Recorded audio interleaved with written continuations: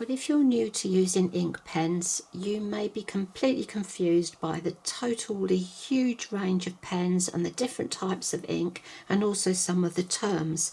Something that often confuses people is lightfastness and archival, because lightfast does not always mean archival. Lightfast means that the ink will not fade under UV light for a very long time.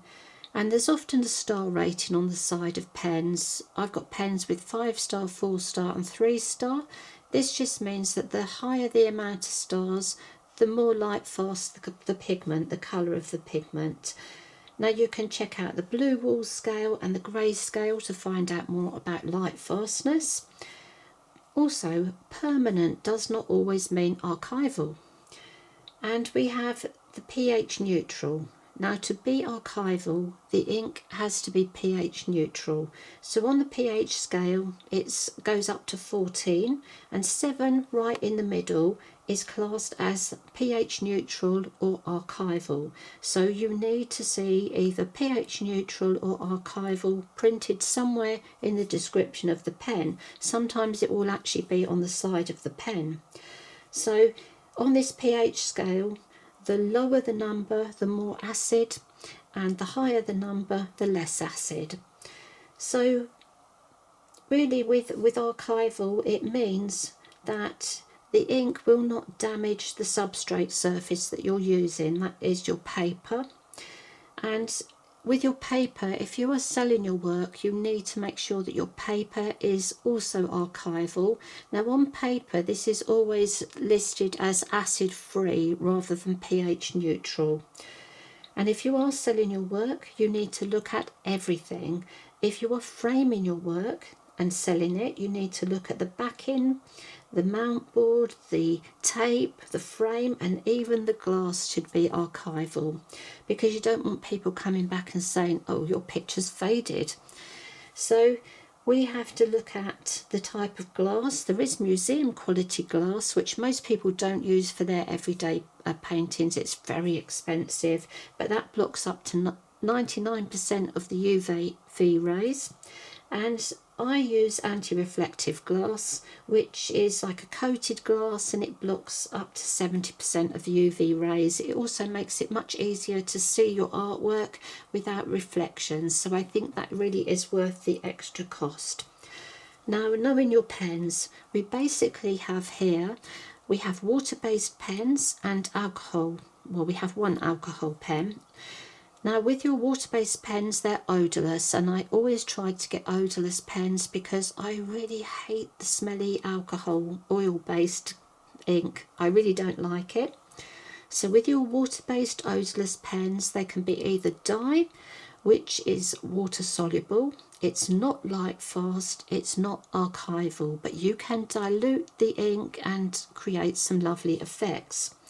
With the Pigment ink pens, which are my absolute favourite, they're light fast, they're waterproof, they're archival, they have lots of other properties. I really like them.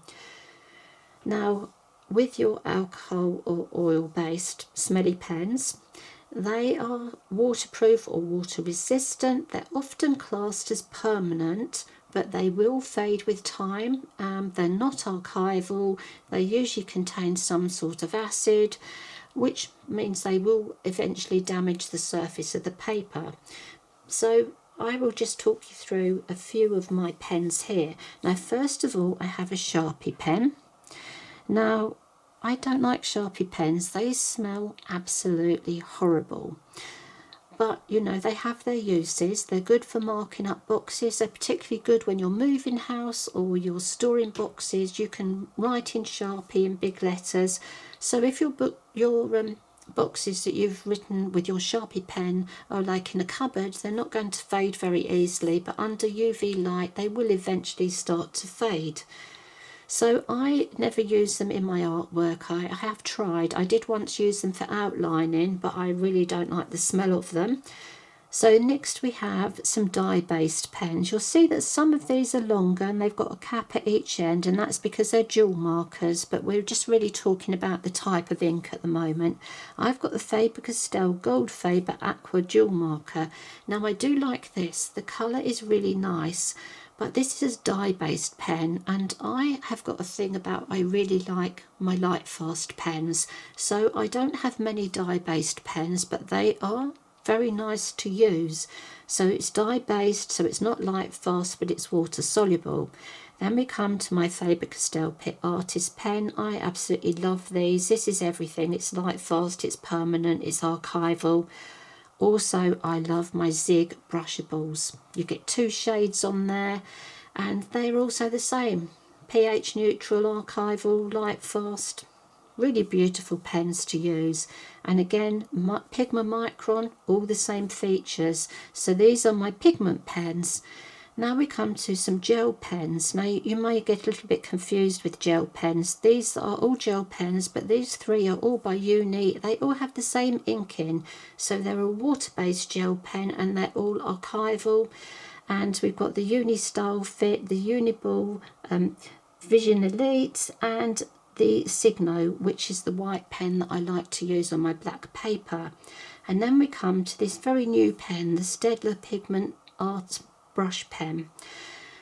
Now this is a new ink, the new multi-ink. I've just made a video on it, and it's made up with the best elements from the 3 different types of ink. So it's got some dye-based, some alcohol, and some pigment ink.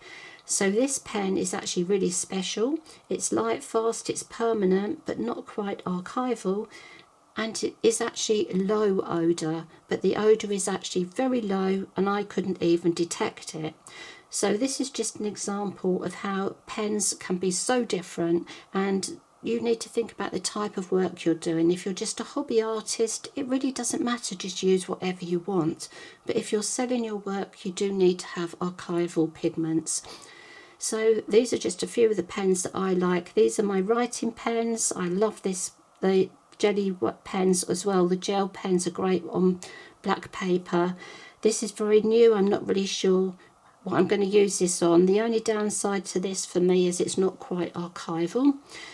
And these I use all the time. And this little dye-based one is more of my sketchbook doodly pen. Sharpie, only for marking on boxes. So I really hope this will just help you explain some of the terms and some of the inks.